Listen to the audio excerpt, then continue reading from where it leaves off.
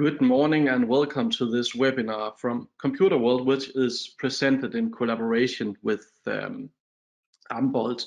I would like to give the word to Jon from Ambolt, who's going to talk about how we use AI to solve problems, how we use AI to accelerate business and the digital transformation, and to use AI in a way that makes sense in a real-time and real-life environment. So yes, and thank you, Michael, for flying us in for today's presentation. Just before I dive into the presentation, I would just share a bit of background with you guys. I'll be speaking, when I'm speaking to you today, it's based on 20 years plus within automation and simplification. And it's not limited to software simplification. Actually, my experience starts off with implementing physical robots in production industries back in the days. And what I will be sharing here with you guys before I give the words to the guys who I actually believe is the important ones, being Peter and Pia later on, who has recently tried bringing in new technology, implemented it in their companies and making it work. I think that's mainly why you guys are here, to hear how that worked. But before we sort of dive into that, let me just give you a short introduction to Ambolt AI. We're a company who was founded in 2016.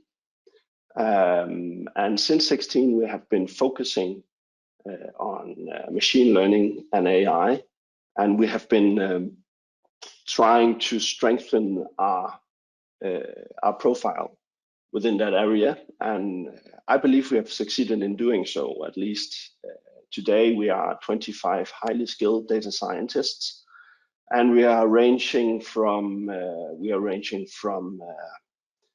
people who are at the last year of their education up until having people who has conducted their postdoc at universities, and we are having a couple of PhD students as well. So I believe that we're covering the area from a scientific perspective in a manner that I'm proud of. One of the things that goes into how we work as a company is that we never touch anything. We don't do any code. We don't produce anything before we're sure that we understand the problem at hand. And by understanding the problem at hand, I mean that we need to be sure that we are picking up the right tool from the toolbox to solve the problem. And let me be frank, we are seeing a lot of cases where AI or machine learning definitely is not the right tool to use. Some of the more simple statistic methods out there that's been around and for decades as well will handle the job quite as sufficient. But once we have understood the problem, we sort of dive into understanding and how to solve it. And we've been working from this problem-based perspective since 2016, and I think it's one of the major things I want to share with you guys as being important to know about us. Other than the work we've been doing as a consultancy, we have part ownership in multiple companies. One of them is Intelligo. Intelligo is a ML-based traffic light system that has a great potential in reducing carbon dioxide. We have measurements conducted by different independent contractors in the area, saying that we will be able with that solution to reduce the carbon dioxide emission with 40% in city traffic by using that solution. Next to Intelligo, jump story as well, the Netflix of press photos or presentation photos, where we have developed the beneath search algorithm that is used in 80+ countries to find pictures that you need. And finding pictures that you need might be searching for a mood, it might be searching for an objective, it might be searching for people in given situations described by words, and our intelligent search engine at the back of Jump Story Stack will then find it for you. Last but not least, Helseboka, that is Norwegian's pandemic platform, serving more than 3 million unique users in Norway, and having handled the intelligent decision engine in the back, having handled more than 100 million questions raised by end users, and have been used to make sure that more than 3.5 million vaccines has been given in Norway. Helseboka is built upon microservice architecture, meaning that some of you guys in Denmark who's tried using coronaprøver.dk, for instance, have been met with your number X in line, and the Helseboka is built upon the microservice architecture, meaning that the waiting function is not necessarily the solution scales to the amount of users using it. Something that we are particularly proud of. Going forward to the next slide. The team itself is, we are very dedicated, and we have been spending a lot of time in diving into decision support, intelligent control systems, machine learning, deep learning, computer vision, and all of our people are highly skilled in this area. And the 25+ people we are having working here within this is a special kind of bunch, because even though they are very skilled in doing algorithms and code, we are all customer issue obsessed. And with that I mean that even though we are engineers and we do enjoy lovely code and coding, we are aware that if we're not handling customer issues or solving real world problems, the value of what we do is not present. And on that note, I will take you to a small video that someone will help me share with you guys.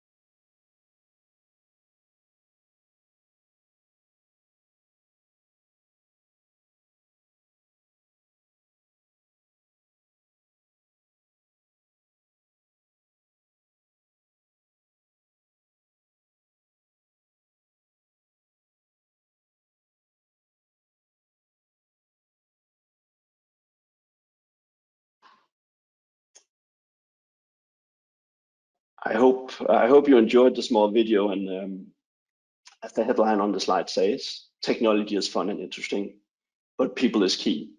And we are a strong believer here at Ambolt AI that solving customers' issues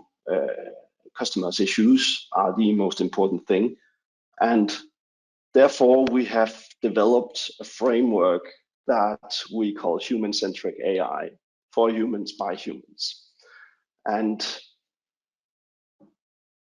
I think the important part for you guys to take away here is that over the years where we've been working with our clients in creating artificial intelligence based solution, we have found that if you're not having an AI expert in the loop, if you're not having a domain expert, and by domain expert, I mean the real experts within the organization, and if you don't have a valid problem to solve, a problem that's actually worth solving, and you don't have data to support it.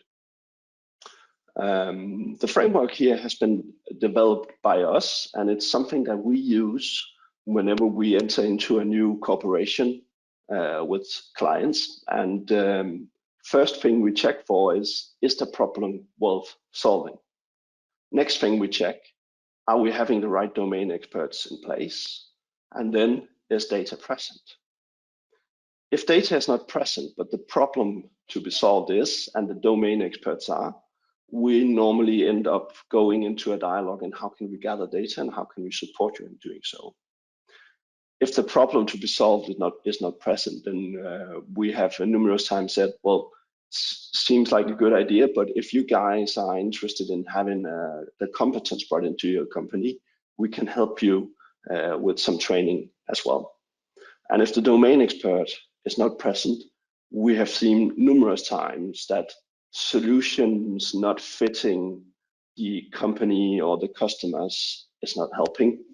And at the same time, if AI experts are not present, we have seen that that solutions making false judgments has been put into production, hitting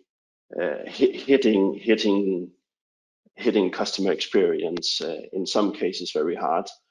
I'll not tire you with the examples, but the internet is overflowing with people who has been denied pain medication in the US, and people in Asia who has been given loans by banks who weren't able to pay them back based on faulty algorithms. I hope that I'm leaving you with a notion that we at Ambolt AI is a human-centric AI house where we are customer issue obsessed, trying to help our customers with the pains by applying artificial intelligence. And if you have any questions, this presentation will send to you guys afterwards. Don't hesitate to use these informations on the slide here to get in contact with us. And on that note, I'll be handing back the word to Michael, who will take us through the rest of the day.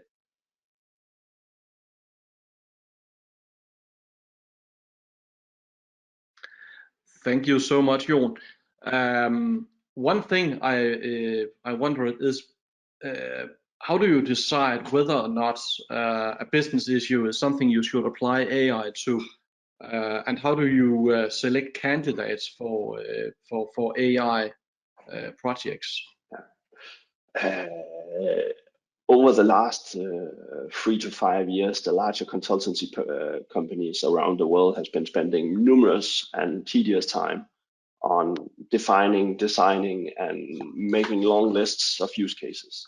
So actually, before we go in, there's this magical list of at least 400 plus applicable use cases that we know will work. So in many cases, even by just hearing the use case from a client, we know that there can be a solution for it, and we have seen it work. That's one. And when it comes to then selecting one of the candidates, we normally go by two dimensions. One being the value it's driving, the business value it's driving for the company.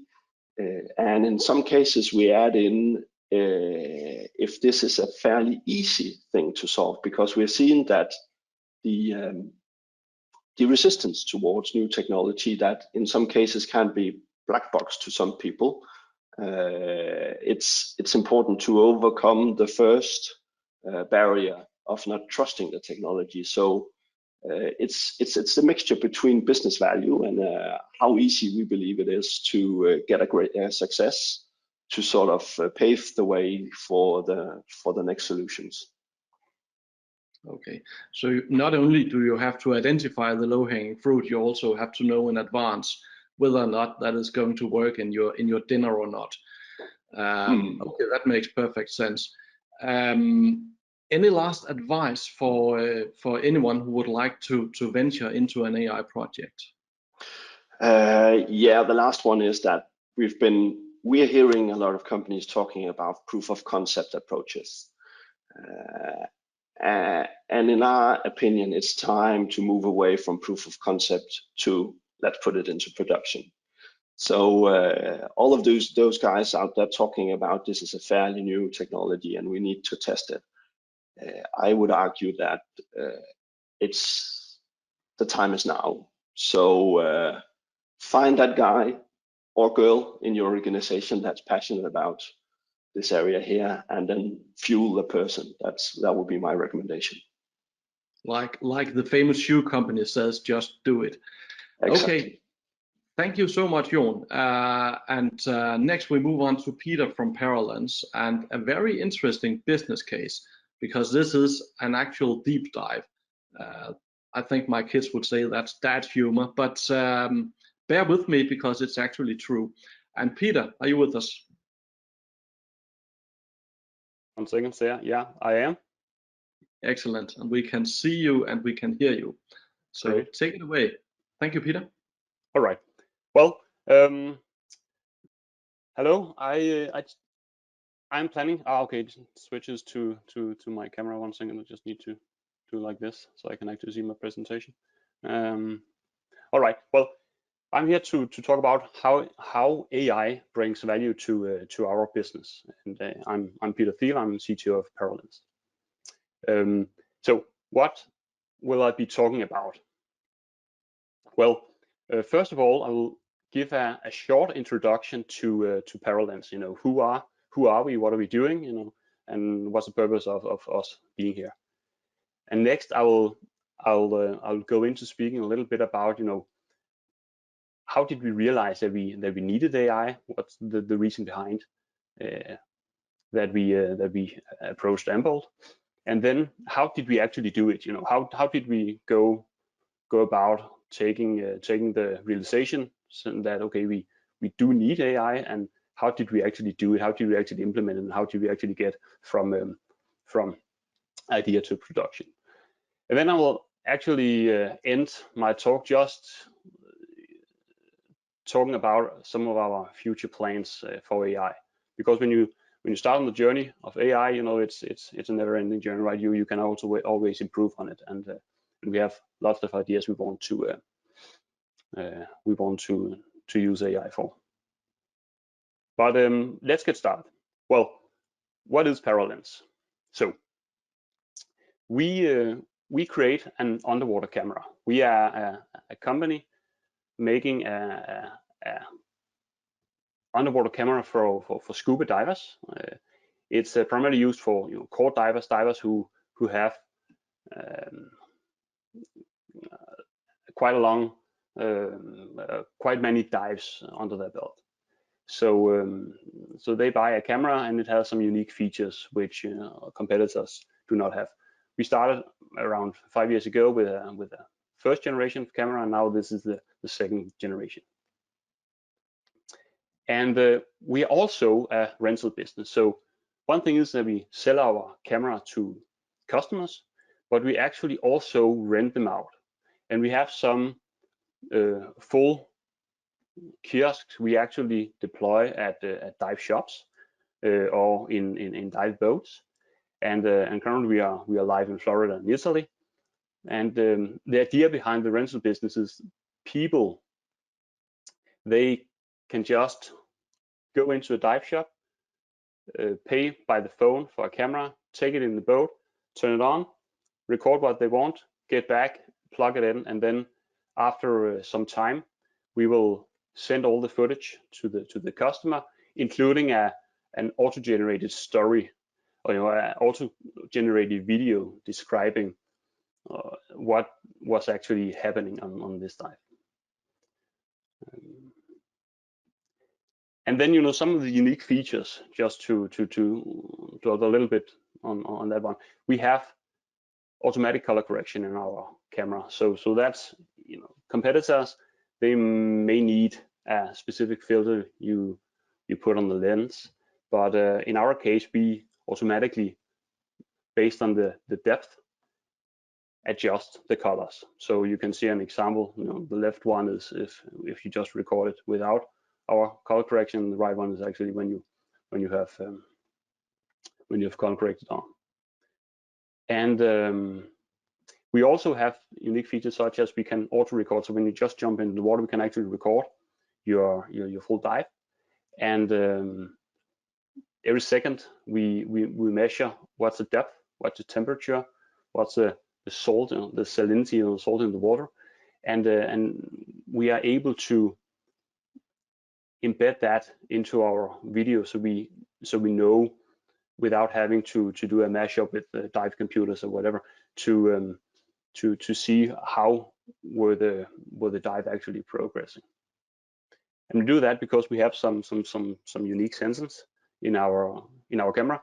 We know depth, temperature, and conductivity, for the salinity measurement, but also location. So we have a GPS. So whenever you have the camera, of course, over water, then we're able to register your location. So we know exactly where did you actually perform a given dive. And besides that, we have an app with a community.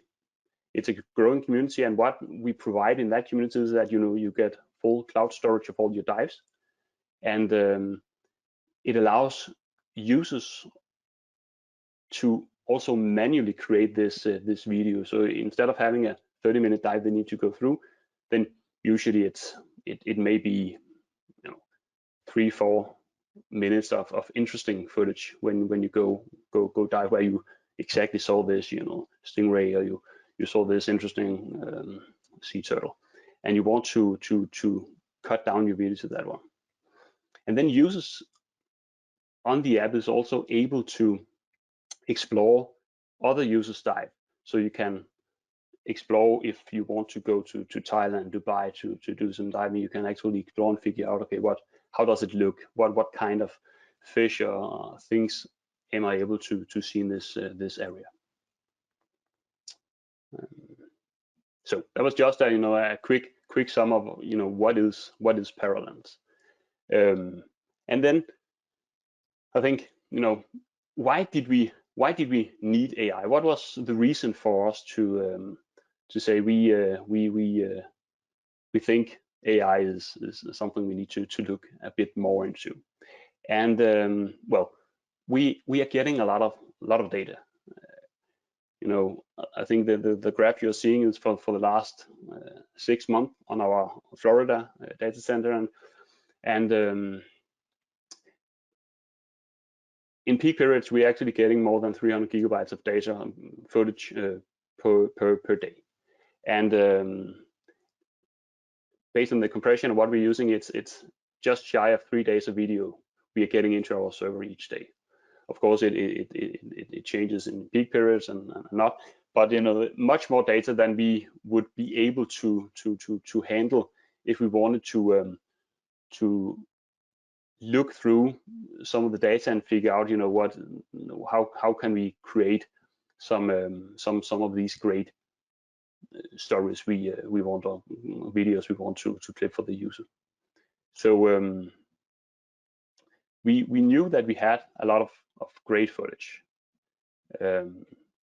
These are pictures, but they are actually videos, and we have a turtle and we have a dolphin, and people are, when they're recording, people are taking these beautiful videos, and then we also have some not so great footage.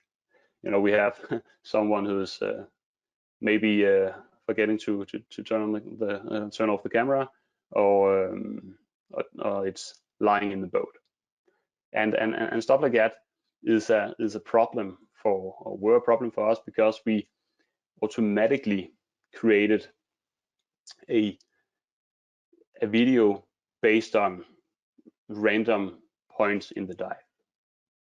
So what we want is beautiful and interesting stories. And when I mention stories, it is just as you know it from Instagram, or you know it from Facebook. It's a short clip it's a short number of videos who's actually able to take the essence of a dive. And as you can see on the map, we do have a lot of dives. In this case, it's around Florida, but we have that in various parts of the world. And we wanted to just see how can we actually improve on these stories, so we from the get-go will get the most optimal, interesting story automatically. So this is a story we could have, which is great. You know, this one it's from Congo. We have some clownfish and beautiful shots. We may have, you know, another thing later on. We have a lionfish, lots of fish, just beautiful at a recovery. You can see how it works, and it switches again. You can see it clips, and this is because it's a story created, and this kind of video is what we would like to have. So one second, next slide. There we go. So how did we actually go about doing this? How did we adopt AI to our business? Well, first of all, we needed to identify the problems we had. We did a brainstorm and figured out, okay, what would we actually like to do? We knew we need to get help from AI, but you know, what would we do? And you know, started with beautiful clips, and that was what I've been talking about, and that was something, yeah, we want to improve on our stories, but we also wanted more. For example, detect coral bleaching. So we have a lot of partnerships where we would like people to actually share some of their footage if they are on a coral, if they're diving on a coral, and lots of our customers are doing that. Then scientists, if they need to look into coral bleaching, they need to deploy divers at those spots. So that was one thing, you know, recognizing fishing nets in the sea. We wanted to see if there is any invasive species. So, for example, you know, is the lionfish spreading across the shores of Florida, and if they have been seen in one area last year, is it still there? Is it spreading more south? Stuff like that. Of course, we wanted to recognize a fish. That's obvious. When we have a lot of underwater footage, and well, it makes a lot of sense to recognize a fish. And then, you know, what is a fish? It's that's a lot of work just in that specific task to recognize a fish. But we also wanted to do, you know, real-time fish recognition. So what about being able to take our camera and then while actually recording underwater, then it could tell you, hey, you're actually looking at a clownfish or a group or whatever, right? Interesting stuff. Well, we have a lot of footage with a lot of fish. It could be interesting to figure out, what's actually, you know, how many fish are we seeing? You know,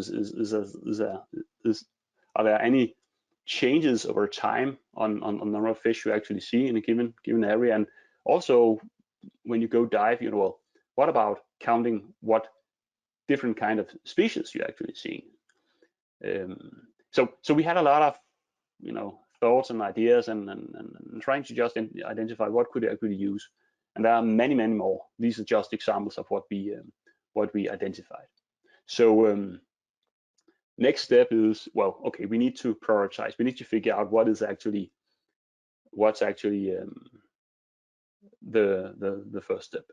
And we need to ask ourselves what's, you know, the absolute minimum we can do. We want to have something live, but what, you know, the classic MVP, how can we ensure to make something which does not take 5 years to actually develop, but something we can easily, quite easily do. And to get to that state of figuring out what's the minimum, well, we needed to look at dependencies. And an example is, of course, if we want to fish detection, we need to have that in place before we can actually do any kind of fish count. And we did that. We mapped the requirements and looked at how much work is necessary on each of these. First, of course, from a development perspective, but also from a hardware perspective, what's possible with our current camera.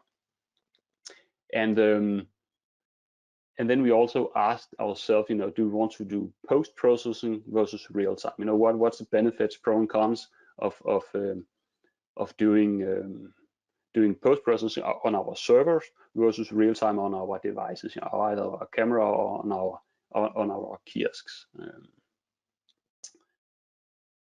And then we came to the conclusion, well, okay, we need some help. So this is the stage where we figured, okay, we do know that we want to use AI. We also know that we have a lot of use cases for it, but well, we did not have any in-house resources. So we are a development team of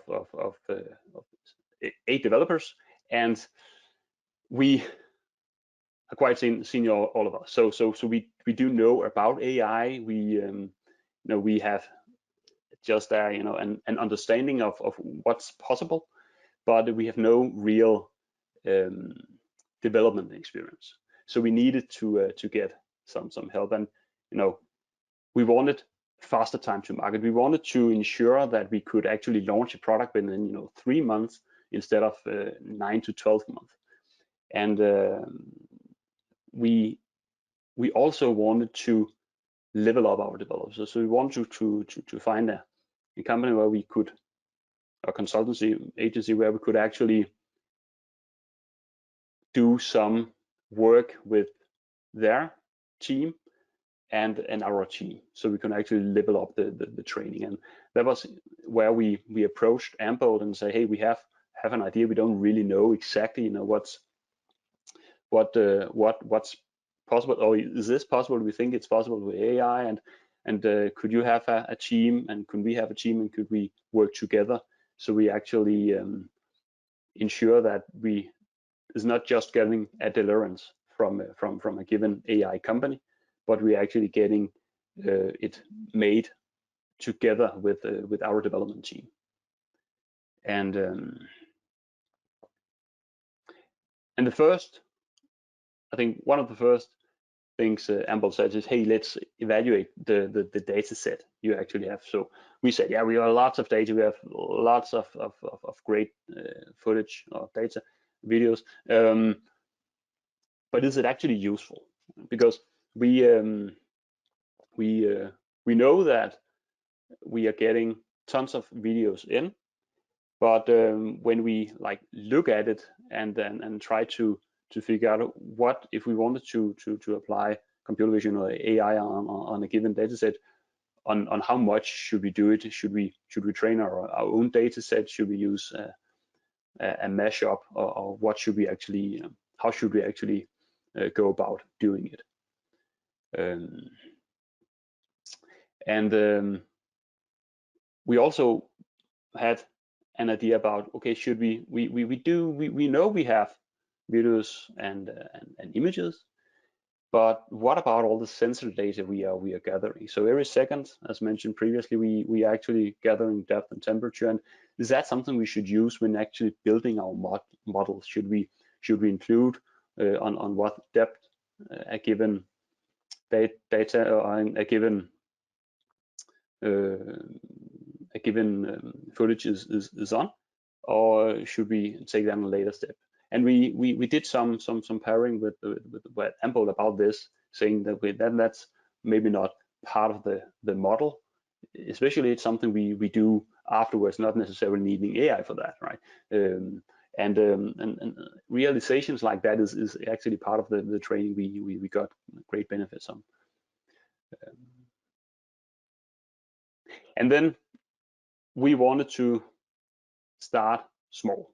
So instead of having, as mentioned previously, having a years of development in front of us to actually deploy anything, we wanted to say, how can we get very fast to a point where we can put something in production. And what we decided on were to, okay, let's recognize 5 types of underwater animals, and let's try to do some of the quite common one, instead of just detecting, you know, specific species of fish which may not be a lot of footage on. Then let's do 5 types, you know, turtle, starfish, shark, jellyfish, stuff like that. And also, let's not look into the real time at this stage. Let's do post-processing of now I write incoming stories, but let's do when we see either we create a story automatically, or when a user creates this story, then let's process those stories automatically as a first step, because we have a good idea that the ones created by users, well, they probably have some interesting content, and the one we auto generate, let's see if we can actually get into a situation where we get some of the information and detect if we are seeing any of these underwater animals we trained our model for. And last point were, let's actually do an internal release first. Meaning, when we build the AI model, it's a matter of lots of data. It's a matter of a lot of markups, so we can ensure we are actually recognizing the proper things. So we don't want to release anything in the public if we say here this is a turtle, and then it's actually a starfish or whatever. So what we wanted to do sorry, is to ensure we deploy it to our production server as fast as possible, and we managed to do that within a couple of months, maybe 3 months, you know, so it was quite fast from realization that we wanted to get it working. And then we wanted to improve on the model afterward.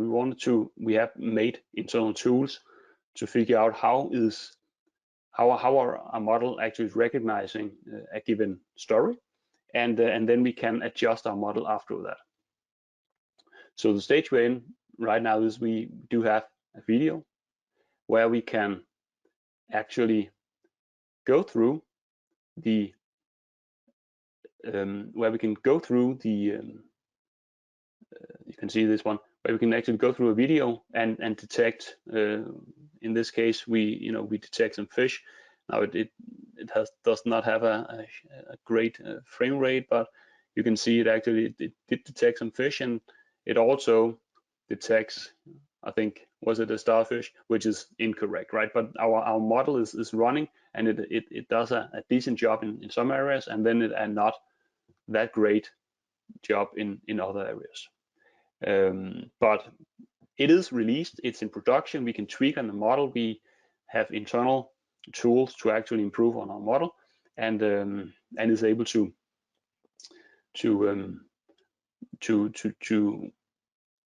release it to the public once we actually know that it's something we think has a high value for what it's detecting. So, and then just, you know, future plans. I just want to touch a little bit on what's actually what's next step. What are we planning to do? And one thing we of course, I would say, would like to do is to recognize fish species, lots of fish species, and it's a matter. This is a number game. We have a lot of footage, and we need to mark it up so we can so our model can improve on this one. And what the plans as it actually states, you know, there are 30,000 plus species around the world, but that's not, you know, an aim for us. An aim for us is to do what is the top 10 most recognizable species in the areas where currently we are live in for the rental, but also of course in in some of the greater areas where people go dive. And we want to ensure that we can recognize those, so people, when they jump out of the water and get their footage, they could actually say, you saw these 3 types of fish species, and then when the user clicks it, it's possible to go in and show that exact video where the user is able to potentially read more about that. So we can also help people be more aware of the ocean and be more aware of what they actually see.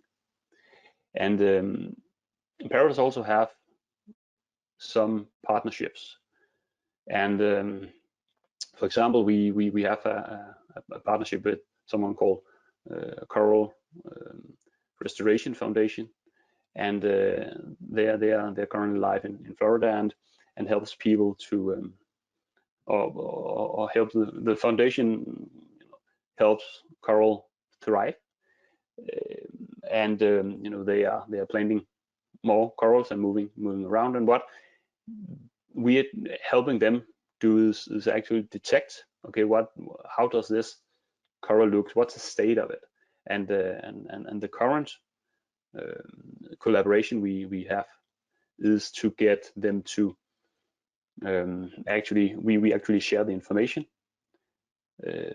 when they are diving on a specific spot. These corals, they are of course spread under sometimes long distances, but there are interesting spots on a coral where people would like to explore a bit more, and we can do that with our GPS location, and we can do that with AI later, so we can actually see, okay, this one, it has a change, or it seems like it was thriving and now it's not thriving as much anymore, and we need to and want to report stuff like that. And also we have a collaboration with something called ghost diving, and the idea is to for this foundation is to recognize and pick up ghost nets around the world. And we also want to explore the ability for our AI to actually recognize ghost nets. So instead of users having to explicitly report it and find the video where it actually shows the net, we want our AI to automatically nudge the diver, saying, hey, we detected that there were a ghost net in your dive. Would you like to report that to this ghost diving foundation?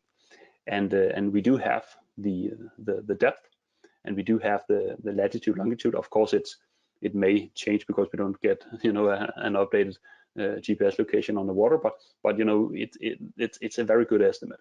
And then we can send that information to the ghost diving foundation, and then they will actually go and pick up the ghost dive. So these are just examples of the one we're actually looking into, but we have plenty more of ideas. I think my time is up. Thank you. Thank you so much, Peter. And I think the idea of combining AI with raising awareness of marine biology and marine environments is pretty great, and I think most people can sympathize about that. But back to the technical aspects.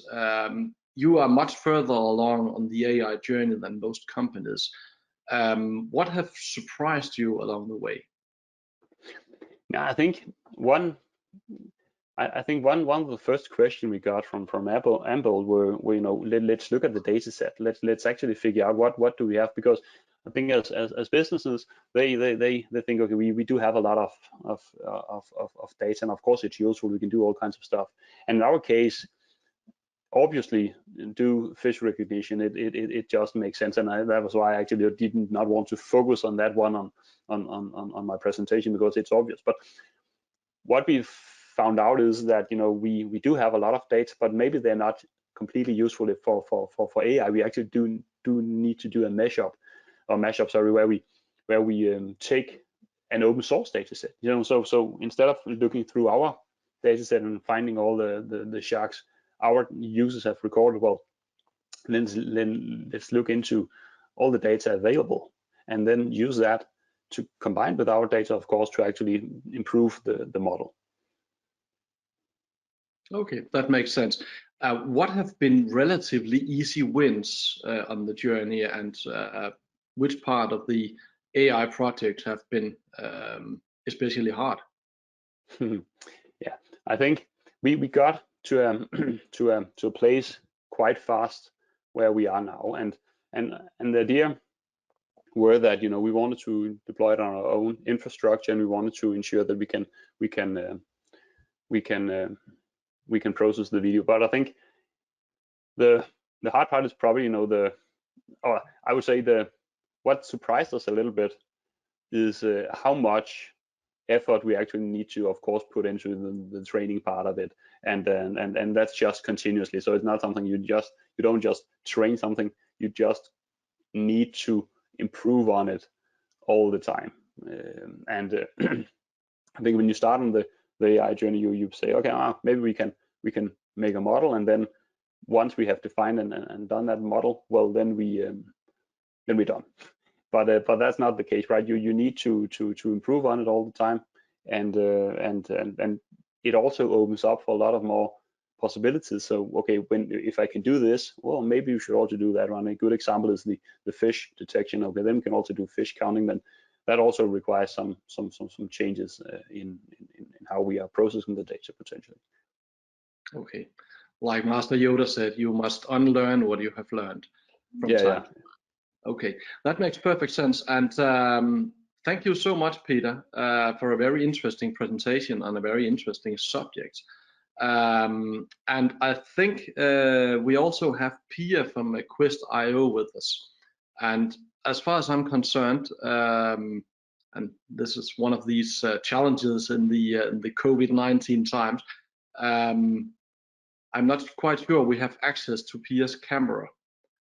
But I think that we can hear Pia. Is that so? I hope so. Yes. Is that the case, Michael? Perfect. Loud and clear, loud and clear.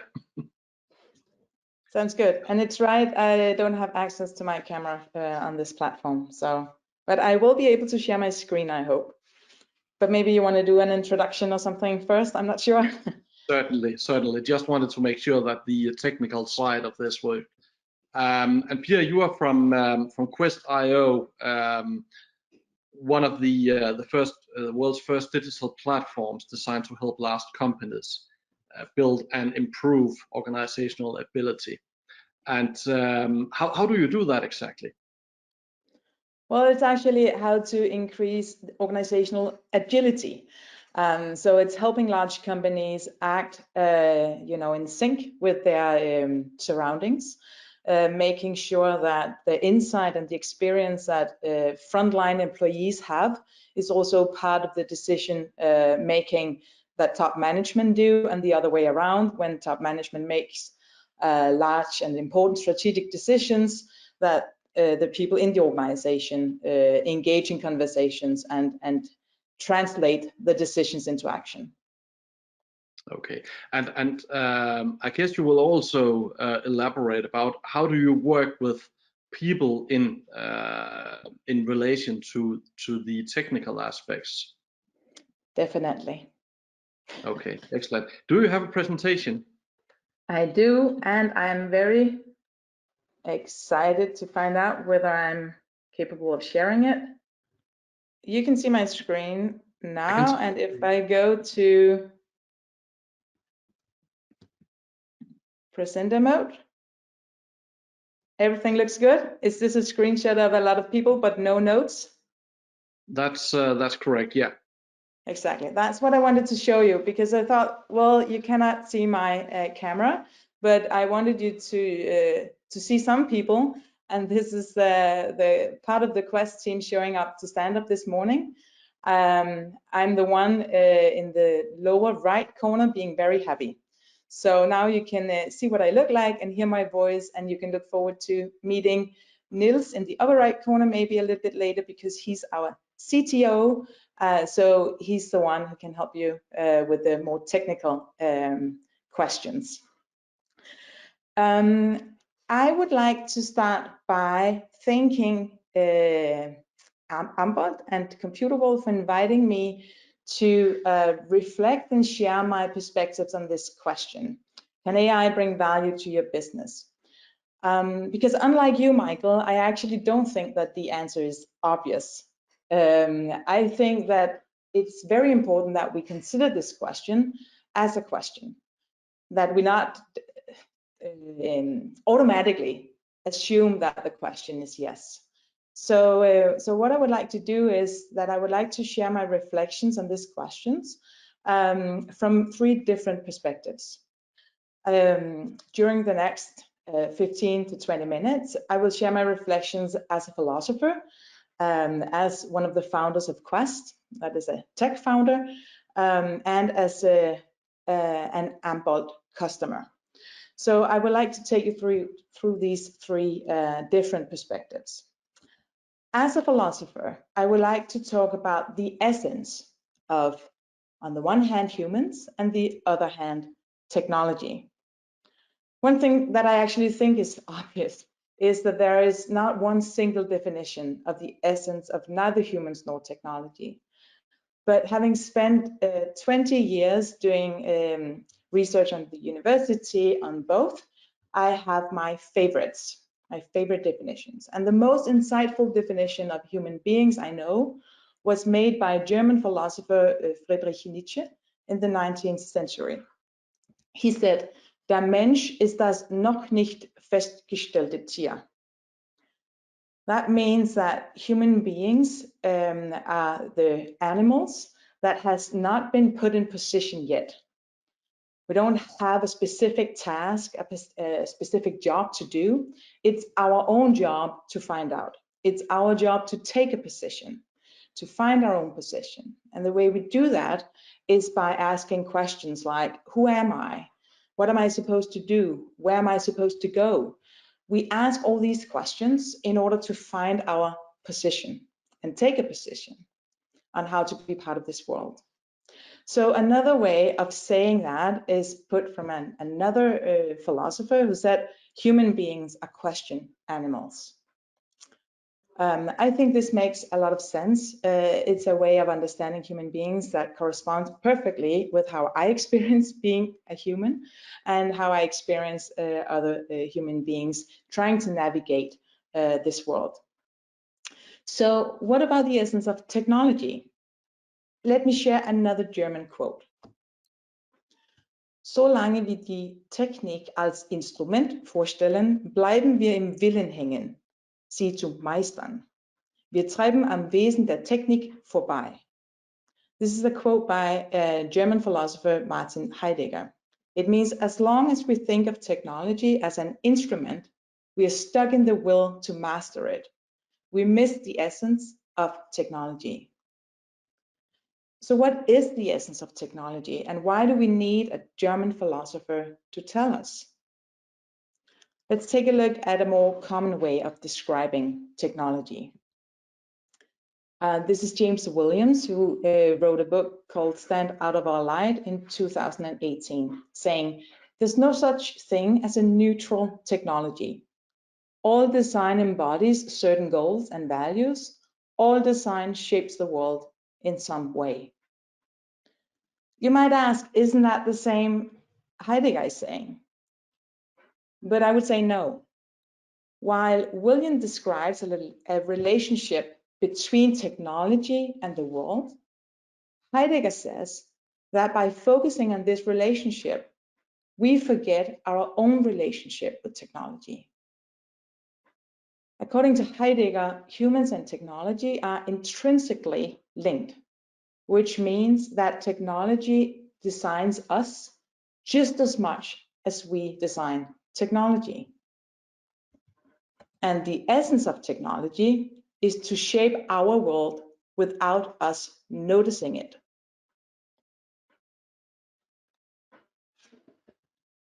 So we design technology to answer our questions and solve our problems, but we forget that the answers we get from technology also shape our questions and thereby our understanding of ourselves and the world we're part of.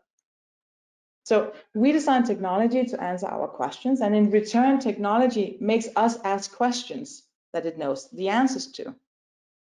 And the problem with us not noticing this, remember, this is the philosopher speaking, I will get more concrete in a second. The problem with us not noticing this is that we forget the questions that technology is not designed to answer. We both forget that there are always more questions and what those questions are and why they are important. By nature, technology makes it very easy for us to ask, what is this? What is a fish? How do I do this? How do I use this camera? And it makes it hard for us to ask, do I actually need a technology for this? Or would I be better off if I didn't use this technology? So the perspective of the philosopher is to remind us, one, that it's our job as human beings to ask questions, and two, that technology makes us forget that. Unless we make it part of our design principles to remind us. So with that, let's proceed to the tech founder's perspective.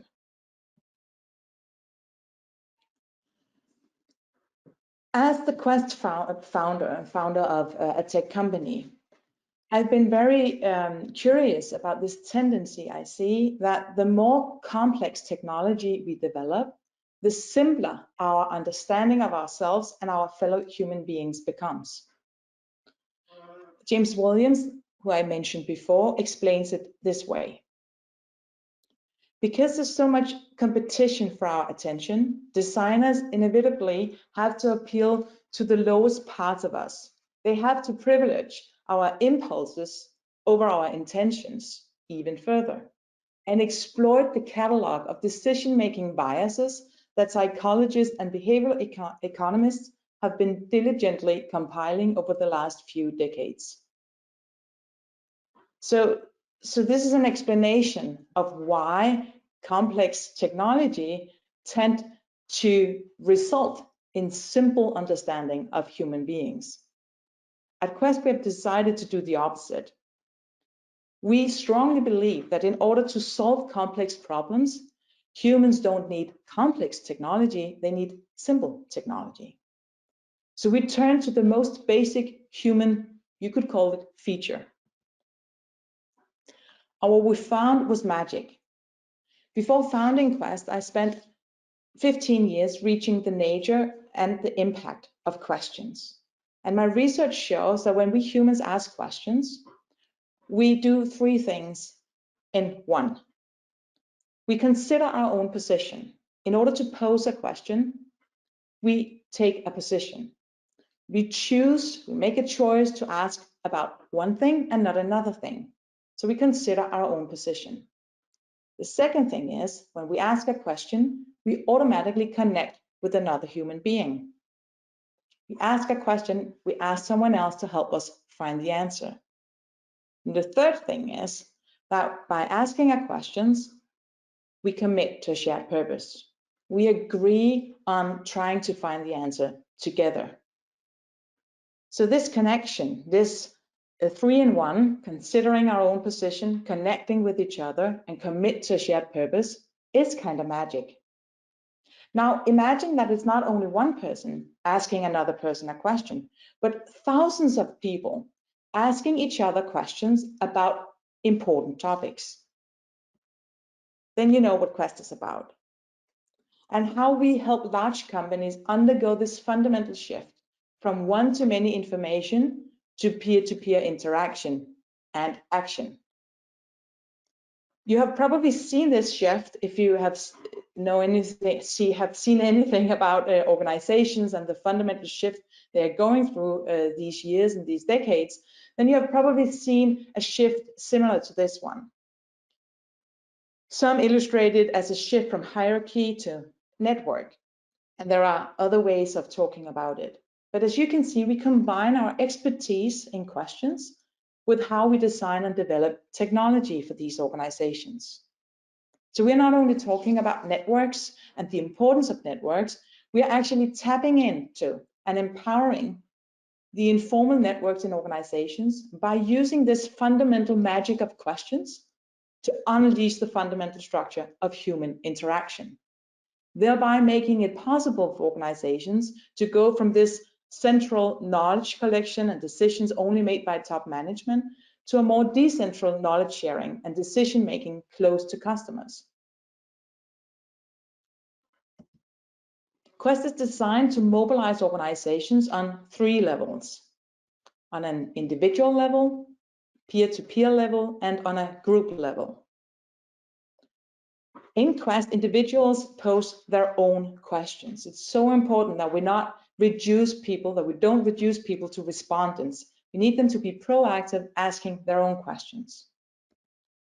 They exchange questions with each other in an organization on a peer-to-peer level. This is this one-on-one perspective where we want to make sure that people engage with each other. And thirdly, on a group level, it's very important for us to share all the Qvest data with everyone the second it's generated. That means that we need tools, analytical tools, that can collect and analyze complex conversational data very quickly and share it with participants, in order for participants to get access and have transparency about the collective knowledge of this organization. So how does it actually work? How does this digital platform help large companies secure buy-in and impact? It starts by having a sponsor or a senior leadership people setting a strategic direction. That's a topic saying we would like people right now to focus on innovation in a post-COVID world. This is an example that we see in organizations. This is useful for large organizations to have their people discuss this. Then they invite a group of people, let's say they invite 450 people to exchange questions and answers for 5 days. A participant, when being invited to a Qvest, starts by asking a question of another participant. The colleague responds, and then the colleague gets to ask a new question. So it's like moving around, having these question relays in the organization, collecting, sharing knowledge and collecting insight from each other. After these couple of days, the data is automatically analyzed and shared with everyone. And we have an automatic report with recommendations for the people who set up the Qvest. So the outcome of this way of working with data in organizations is that you actually get to anchor your strategy in everyday actions. Because what you do is that you invite people to have conversations about the same topic at the same time. That makes it so much easier for people to connect whatever they have on their everyday agenda with the strategic direction of the company, making it easier to make better decisions. The people using this tool also get access to how teams interpret the strategy. What do they talk about? What don't they talk about? What are their blind spots? What do they fear? What do they dream of? And you can measure progress towards implementation because you have all this data. And you can use this data to make adjustments of the way you communicate and the way you decide how your organization should move forward. As you can see, we have no difficulties analyzing and visualizing the quantitative data that shows how people distribute their questions among each other. It's a network that you see in here. So we can very easily map what is actually going on. How do people behave? Who do they turn to? We can also look at the question types they ask. Do they ask a lot of how questions, a lot of what questions? You don't need artificial intelligence to do that. You can just start counting and making a question profile based on that. And that's what we do and connect it to the innovation power of the company. What is a challenge is how to help our users make sense of the large amount of qualitative data generated when thousands of people ask each other questions. And that leads me to the third and final perspective, namely the perspective of the Ambolt customer. Qvest is about making it easier for more people to ask more questions, whether it's decision makers, the people using the digital platform in the organizations or the participants joining a quest, we want to remind people that nobody knows all the questions, and therefore everybody, nobody knows all the answers, and therefore everybody must ask questions. With participants, it's rather simple. Our only task is to remove all the noise that is usually in large companies and make it easier for each participant to focus on what is most important at the moment when asking a question. That was fairly easy. I actually designed an MVP 14 years ago, or something like that, that made that possible. It's very simple and very easy to help people start focusing on a specific topic and help them ask a question. With the users, that is the people using this platform to make analysis, it's more complex. They have to deal with this large amount of conversational data, which means qualitative data in the most unruly sense, where neither questions nor answers are predictable. You simply don't know what people are going to ask, and you don't know what they're going to answer. So you cannot assume anything beforehand. You just have to wait and look what comes up. So how do we deal with this data? To give you an example, a large company recently used the Qvest platform to engage 670 participants, employees across the organization in digital conversations about a strategic initiative. In a few days, the employees exchanged 1,200 questions and 900 answers. That's more than 2,000 unique input. Most of them very long, very many words, and very rich data. For years, we have made the qualitative analysis manually. We've been reading all the questions and we've been sorting them into themes. And we are also training our users to do so. And it's very important for me to emphasize that we will continue doing qualitative analysis manually, because reading and looking for patterns in the questions people ask each other has proved to be an incredible valuable way to understand what is on people's mind and what they see as risk and opportunities facing the company. And you need to know that when you're a decision maker in a large company, what employees dealing with customers on a daily basis, what they see as risk and opportunities. And we want our customers to not only get this kind of insight, but be part of creating this value. So we will still have a very large manual component in the tool. But after having worked with this kind of data for 14 years, and after our CTO and I, our CTO is Niels Søholm, as I showed you the picture before, and you will meet him a little bit later. After we have worked together for 4 years, we have decided to start exploring the possibilities of using AI in our analytics panel. We know that AI has been around for many, many years, but it has been important for us to not ask the machine to do a job that we are not very experienced in doing ourselves. We want to be able to handle this in a good way, in an ethical way. In other words, we want to make sure that we know what questions we want, and most importantly, don't want the machine to help us answer. Alan Turing, who is considered the father of AI, confirms that the relationship between human beings and technology is a relationship of asking and answering questions. This is a quote from 1950, where Turing said, "The question and answer method seems to be suitable for introducing almost any of the worlds of human endeavor that we wish to include." Turing is well known for his animation game, later known as the Turing test.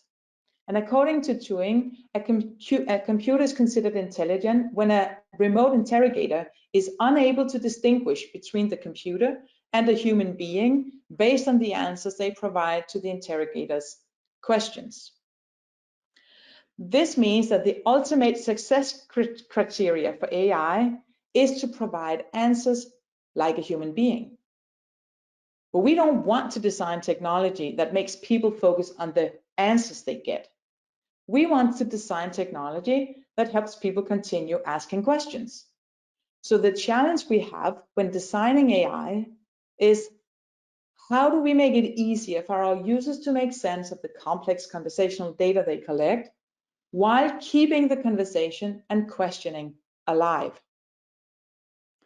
To address this challenge, Niels and I agreed on some basic design principles before entering our collaboration with Ambolt. It's very important for me to say that this is work in progress. We are still learning and still asking questions. But our first AI features, we made some design principles. The overall principle is that we want to make it easier for our users to make the hard decisions, but we don't want to make the decisions for them. Some examples. Instead of listing all the question data, we try to paint a landscape, showing different areas of the data. It's a way of making it easier to get an overview.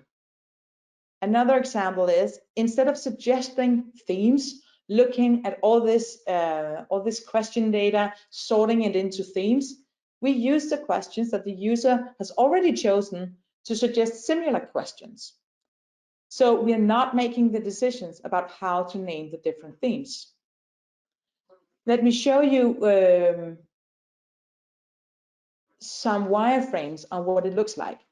So in order to help the users get an overview, we have, and now it becomes tricky business because I have not done anything. This is Niels and his team, and this is Ambolt working together on developing this. So I will just give you a brief description, and then I hope that if you have questions that we can ask Niels to help us. So what this feature does is that when you enter this theme sorting feature, you will have all the questions lined up to the left, but you would also have the tool suggesting different areas in the data. So by having this clustering feature, that could say it looks like that we have these 3 questions that could be about the same. These 3 questions is about something else, and these 3 questions is about something else too.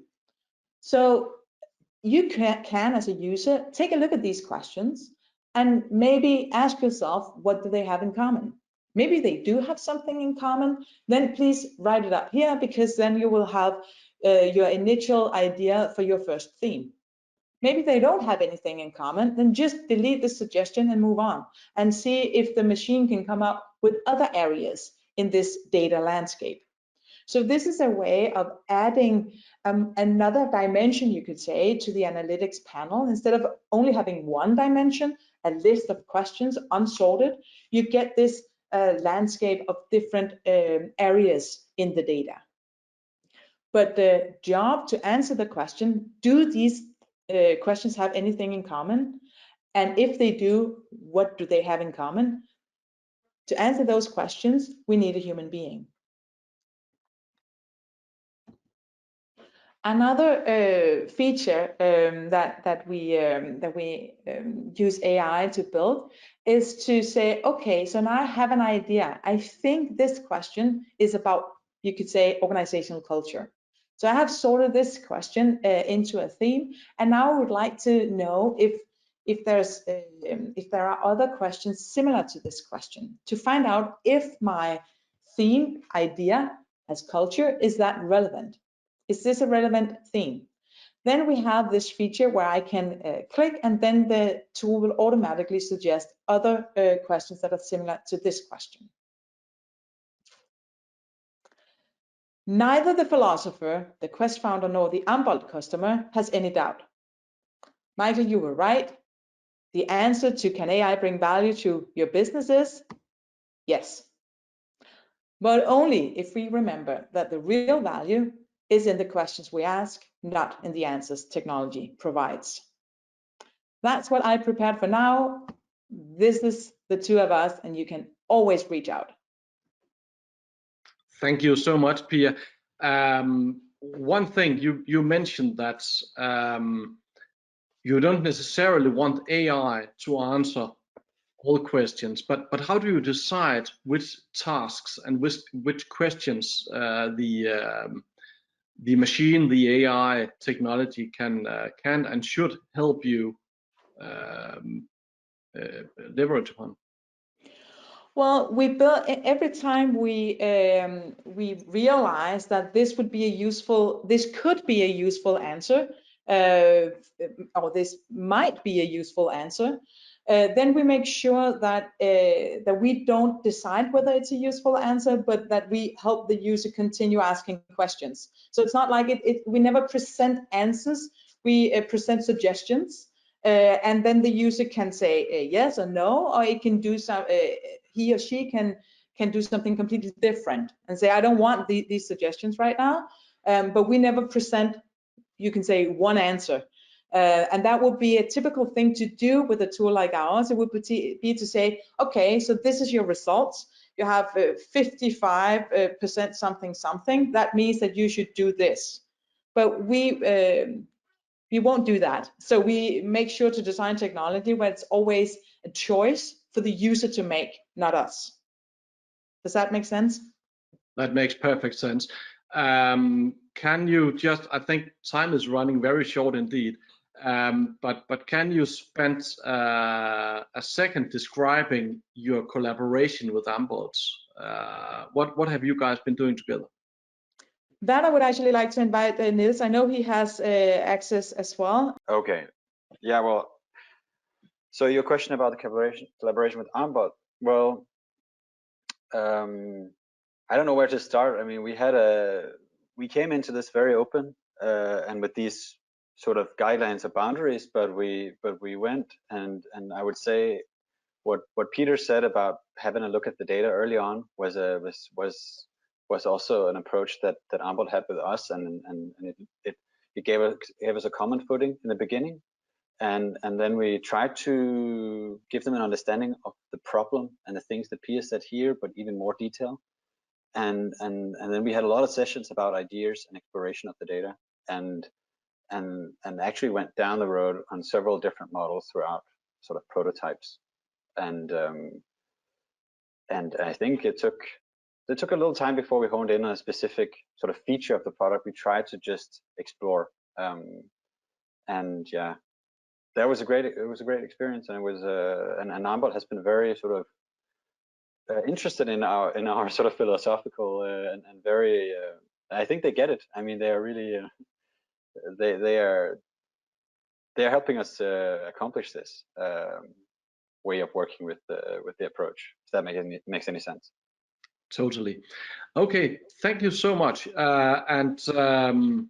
Yeah, I have a producer who's going to knock me in the head in a few seconds.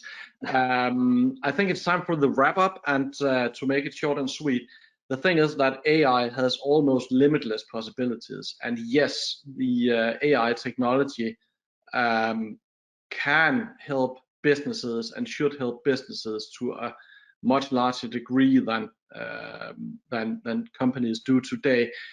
But on the other hand, you have to know which answers to look for. You have to know which tasks to set the AI upon. And for instance, today we heard how implementing AI into a diving camera perhaps can set the scene for a healthier marine environment, and even help distribute concrete and many-faceted information to organizations and people who can help clean up, for instance, the ocean and the near coast environment. So that's very interesting indeed. Okay, thank you so much, and thank you for spending some time with us today.